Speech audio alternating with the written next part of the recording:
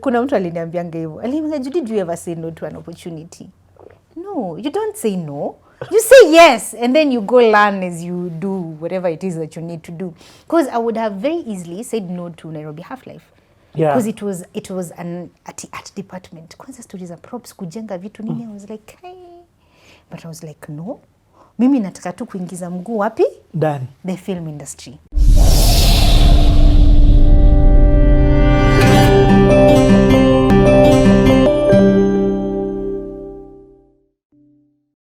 What did it do for you from a possibility perspective? What I mean by this is, you know, ulianza, let me say, it lied to you. Yes.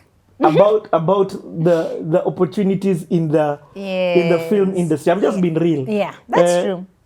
You started with the best. Yes. So you're like, kumbe maisha ni hivi.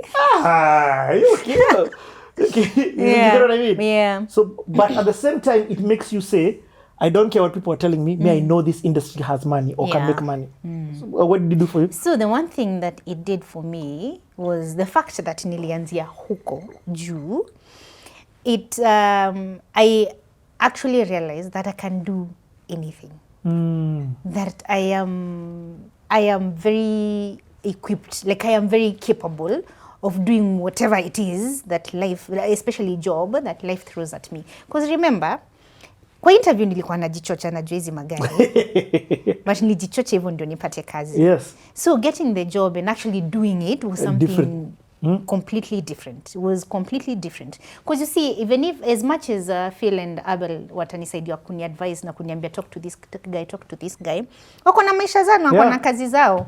So wataniambia tu hivyo, but they leave everything else. Wewe jipange. Yeah, so I feel like that is the one thing that it did for me, as in just showing me how capable I am. Like I can, hakuna kitu inaweza paint gari kwa yes. Ukiamini tu you can do this thing, you can actually do it. So that was the one thing. The second thing, of course, it was the fact that the payment, na vile unalipwa na wanalipa very promptly nini, like it was like by the time you were done in the movie, payment nini, like things were actually, it was like cash me, I money. enjoyed myself. Yes. Yeah, until sasa tukaingia the film industry. The real film industry. Yeah, but honestly, if anything, the lessons that I took from Nairobi Half-Life were very good. Like I feel zilini enable kusurvive kwa industry vizuri. Okay. Hizo miaka zingine zote. I get it. Yeah. Okay, so that's an amazing foundation in terms of entering. Very good. But even they let you, I mean, you're on set. So you're seeing Yes. proper film, you're seeing people doing, kumbe wanafanya fake rain. This fake rain, I'm sure, has not been done before at KMC. Yani Nairobi Half-Life was something else. I feel like it's the I don't want to say it's the only professional film set I've been on, because there are some people who are going to kill me. But from that budget perspective. Exactly, I think that's the word, yeah. As in, it just showed me the possibilities that are there in our industry. If only we had the kind of get budgets. The support. Yeah. It was quite something. It was quite something. I mean, Philo, I was watching Abel's live, the Juice Party. I was watching one of the clips, and he was, so when Phil is asking Abel for his car, so that they're giving his Beamer to thingy, it's because alikuwa yeye ndio anafanya hiyo role ya art director kuyoka kwa film. No. So Phil is the director. No, but I'm saying he played the role. Yes. So that's why alikuwa na source gari. Yes. And for the shoot he needed. Yes, exactly. Okay. Yeah, that's true. And I watch your episode. Yeah. Okay. So this is only 6 weeks. It's only 6 weeks of work. After hapo sasa inaisha. But when I tell you it was my stepping stone to everything else that I've done in this industry, it really was. Okay. Richie, do you know how you do something, but wewe unafikiria tu mimi nafanya tu kazi, nimepewa kazi, so mimi naifanya. Do you know, Richie, I did such a good job that by the end of the film, the Naya, our head of art department, actually wanted a meeting with me. Tukae tu chini, aniambie going forward, kazi zake zote ananitaka kwa department yake. What? Yes. And even the owner of the production company, Ginger and everything, they were convinced that either I own a kayak somewhere, either I own a kahaya business somewhere, because they were like, because I was so tiny. Remember, I'm 20, no, by this time I had turned 23, that November actually, yes. I just turned 23. So they're like, she's so tiny, she's so small. Yes. She doesn't look like she even knows a lot, like she even understands the industry. But then they give me this job and they do it so well. They were like, what? Do you know, after that they would, I remember actually one time Naya called me and she wanted to buy a particular pickup and she was calling me for advice.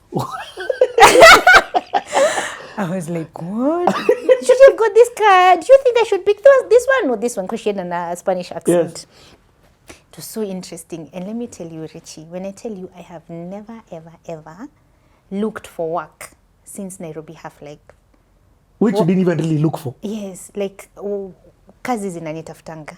Richie mi sijaienda mahali either kupeleka papers ama kukol mtu nikitafuta kazi. After Nairobi Half Life, simu every project I have been a part of. Mi nakuanga tu home napigiwa simu.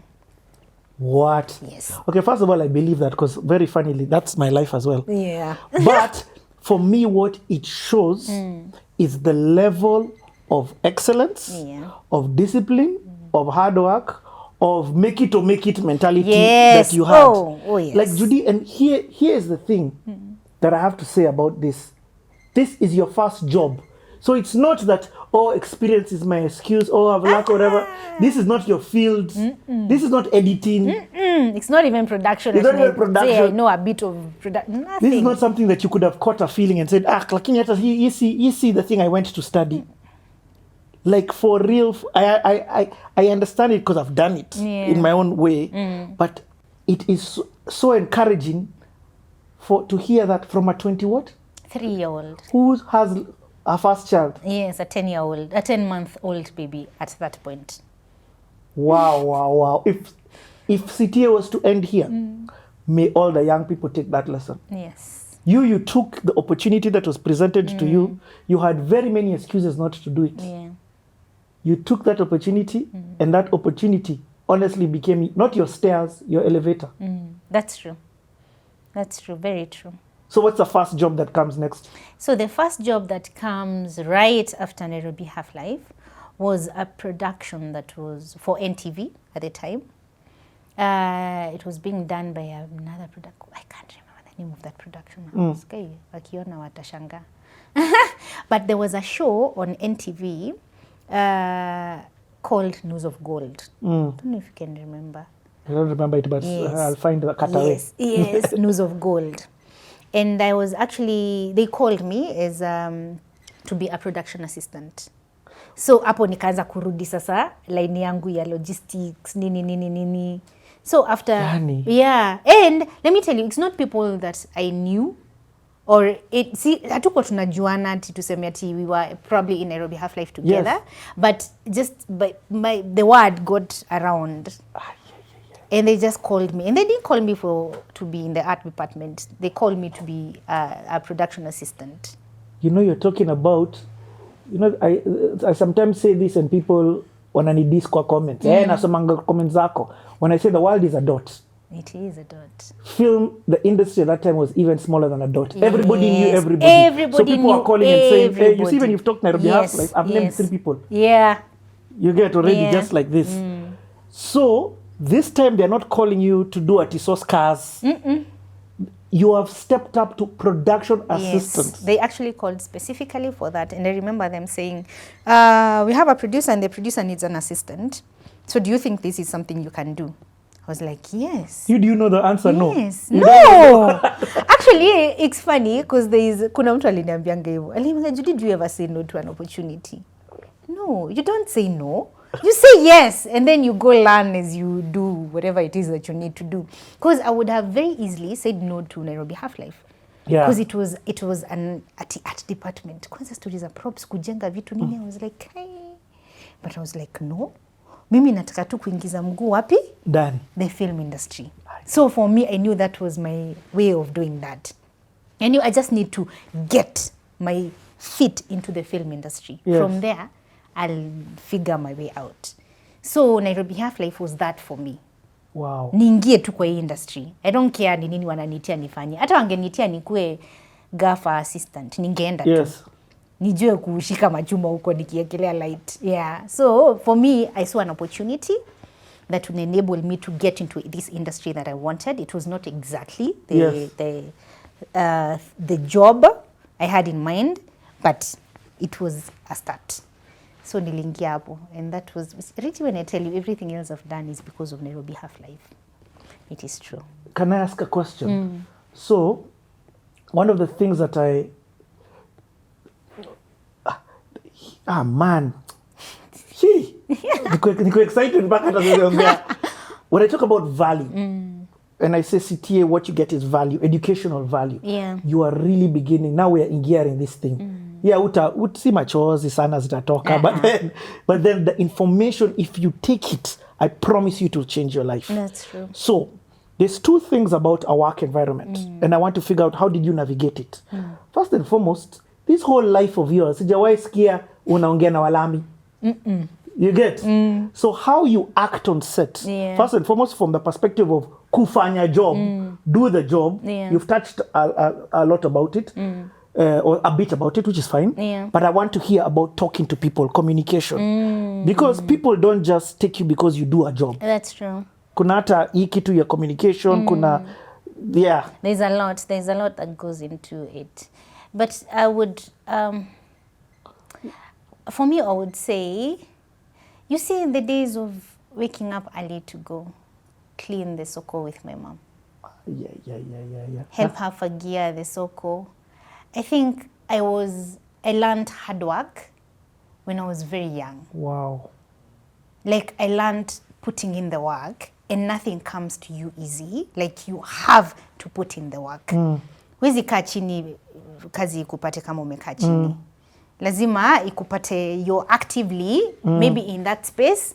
So by the time inakupata unaenda. So for me, I think from those days of going to the market and helping my mom clean the market and all those things. And you remember I said you used to wake up very early. Like my mom would wake up at 5. Na juzi alikuwa ananiambia, when we met juzi, she was like, nakumbuka niko tu naamka hivi na kusikia pia wewe umeamka. Wow. So I think I was taught the value of hard work, and that you honestly have to put in work. I think for me that's why it was, I think it came naturally. The fact that whatever job you're given, you have to do it to your very best. Like, you have to give it your 100%. Hakuna kufanya kazi hivi. Yeah, because eventually when you do it like that, the reward comes. This next job, did they pay you as much as the other? No. So your position increased, your responsibilities increased, lakini yes, do noma inabidi chapodondo. Actually, when you say that is when I was actually now introduced into the film industry. Nilikuwa nimeanzia pale, but sasa nikaletwa kwa ground, vitu ni different. I remember working on the set, and we would shoot for like 3 months. But Richie, I remember mshahara ingekuja like sometimes after 6 months. Yes. So you do a project, and then you wait for the salo to come, like 4, 5, 6 months, you're still waiting. Unaona kwa TV? Yes. Hata inaenda kuisha, vipindi ziliisha na bado mshahara haijaifika. But now, that is now where I started learning the art of, is it multitasking? This is not multitasking. Kushikanisha projects. Like, hii project ikiisha, hakikisha there's another project coming your way, Evo. And for some reason, like I put it, I never called anyone to look for a job. But every time, by the time tunaenda kumaliza project hivi Richie, I would get another phone call for another project. Were you talking to people, asking people what is there anything happening? No, I think what worked for me is because of the work. As in the crew walikuwa wanaona ile kazi huyu msichana anafanya. So the crew became pals. Yes, na wao ndio walikuwa wanasema kunihusu. Kuna mtu najua. So like you put it, the film industry was so small back then. It's still very small now, but it was even smaller. Yeah.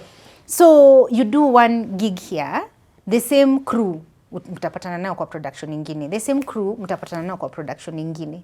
So these guys that you're working with, hao ndio wanapeana stories zako huko nje. Ukisikia sasa wanatafuta producer wanasema kuna kasina kanaitwa Judy, ni kanoma, and wanapeana number. So that is how I got all my gigs. Not even me calling. Afu nikiuliza nani amekupatia namba? Mlikuwa kwa set ya nani na nani? Huyo ndiye alitupatia namba yako. Yep. That is how it's like the way I say, if you're looking for video guys, look no further. Kuna mse hapa anaitwa Aizo na mse hapa anaitwa Wamai. Like I want to be stingy with myself for CTA, but not only are they hard workers, but there's this other thing. So you found a setup here. Diligence, timekeeping, decorum, like those kind of things that are beyond just the skill set. I think for you, beyond just the hard work, if this is a Judy who's been there for all this time, I'm sure there was other ni mtu mzuri too also that you want, because there are the people who can do the job, but lakini people's skills and whatnot are missing. That's true. So how does it feel to see your work now on TV? It feels so good. And then you wait, unganangoja mpaka credits. Sasa hapo ndio kuna call mom everybody. Naambia watch. Na ikiisha tu hivi usizime. Ungoje mpaka uone credits, because then you see your name, the production assistant Judy Nyawira. Oh, you feel so good. That is actually huge. People within the film industry, them they are looking for people. So them the credits wako hivi tu. They want to know who was the producer, who's the cameraman, who's the So that used to feel so good. So what was next after NTV? Actually, another production, but the same production house. They got another drama show for NTV. Ilikuwa inaitwa Demigods. So there were two productions, News of Gold and Demigods. And then you see, because there are two productions, by the time me inaisha ku air, as in kushoot and then air, then hii ingine ndio tunaanza kushoot ndio iende on air. So for maybe 2 years, I was actually part of that production team. Just that's all you do? That's all I was doing. And in terms of production assistants, what are your roles? So my roles are, as the title says, I'm an assistant to the producer. So the producer is the overall boss in a production set, right? Yeye ndio ana run everything to do with that set. Okay. So from... Who is the Don director? No. On a set, actually, producer... So the director is only in charge of the set, right? But the producer is in charge of the entire production. Wow. Because the producer ndio like producer ndio anaweza fire. Hata anaweza fire director. Okay. Because the producer is now who's in charge. The producer is in charge of the entire productions, the logistics of the entire productions, from the casting department, from the art department, camera department. Producer is in charge of all those things. So I was an assistant to the producer. But now as an assistant, what you do, your main role is just the day-to-day activities of the set, right? So we are shooting here tomorrow. Is there someone to clean the set? Yes. So those are my small two rooms, right? We need toilet paper for the washrooms. You get those. Oh, the director needs some juice. Ama some water, you get those. Anataka tu Red Bull. Exactly. Director anataka Red Bull. Ama anataka flavored water. So my work was like the small, the day-to-day runnings of the set, just to make sure that nothing is missing and everybody is comfortable. The wardrobe department, wanataka sijui kuna nguo imeraruka mahali wananidi peleko mahali kwa fundi kashonwe. Niite mtu andudhia kuja chukue. You see, like the day-to-day running. That's still a lot of work, and you need to be agile. Like problem this. Solving like this. Exactly, yeah. Actually, by the time I'm going to the producer with a problem, it's because nimeshindwa kuisolve, but sifai kwenda kwa producer kwanza kumwambia nguo ya cast imeraruka, tuna need kupeleka kwa fundi. You'll be fine. So that is where now. So this thing is stretching you.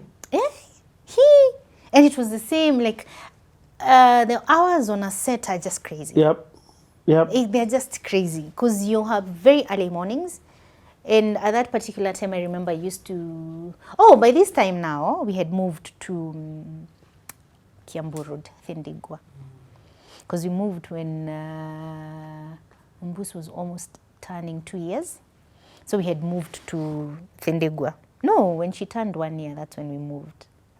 We had moved to Kiambu Road now. Juu tulikuwa tumesema, sasa tunataka kutokea hii maisha ya town. Tunataka kwenda kuishi ushago mahali tunaweza lelea mtoto.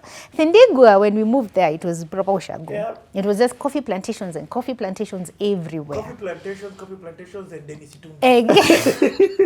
Exactly. Yeah, so I leave the house at 5 a.m. I have to walk like a kilometer to the stage because hatuna gari, si ni matatu. Whoa. Yeah. Like in Thindigwa where we used to live. Yeah. It was almost a kilometer from my house to get to the bus, the stage, the matatu stage. And I would leave the house exactly at 5 a.m. Nitembe, nifike kwa stage. In like 15 minutes nimefika kwa stage.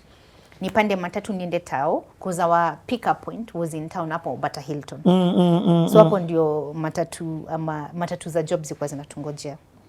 So they pick you from there, then you go to the location. You know, okay, I'll talk husband talk hapa. Your husband is he on a constant salary? You know the thing about production and film? Yes. It's not every month at 25th. There's money coming in. Yes. It is project based. Yes. But now, for them, because of Citizen, they were on a salary. He's still on Citizen. Okay, he's at Citizen at this time. He was still at Citizen. Still doing Tahidi, but now wameshaingia part of the crew, so they are doing script writing, they are doing camera. At this point, I think... Philips TV is not born yet? No, Philips TV is not born yet. It does not exist. Okay. Yeah. So you're in the production world? I'm now in the production world. With a 1-year-old? Full on, with a one-year-old. So we're talking now 2011? 2011, nuko sasa. Okay. Sasa tuko full on production. Actually, 2011 going to 2012 sasa. So kazi ni production. And then, still News of Gold and Demigods, because I was there for quite a while. And then on a random morning after we had actually wrapped, so I was just at home chilling. Because then every time after a production I had wrapped, ungejipata like you have 1 month, 2 months, bila kitu yenye unafanya until the next production comes along, right? So I remember on one morning, nimeamshwa na a phone call. This is in the which year is this? This is in the year 2012 at some point. Okay. I think towards end of 2012. I get a call. And this call is from a guy called Michael. Now Michael tulikuwa na yeye Nairobi Half-Life. Na Michael alikuwa ana train continuity. On Nairobi Half-Life, he was a third AD. He was a third AD on Nairobi Half-Life, but alikuwa ameanza kukuwa na interest ya kutrain for... No, he was a continuity person. He was training for continuity. Continuity, people understand. Yeah. Kama hii kitu ilikuwa huku na tunakaa tunakula lunch. Exactly, lazima irudi. Lazima ikuwe hapo. The same, yes. So... Because life doesn't pause. Exactly, it doesn't pause. So, it's Michael, and he's calling about some job amesikia in a certain company. That company was called Media Company.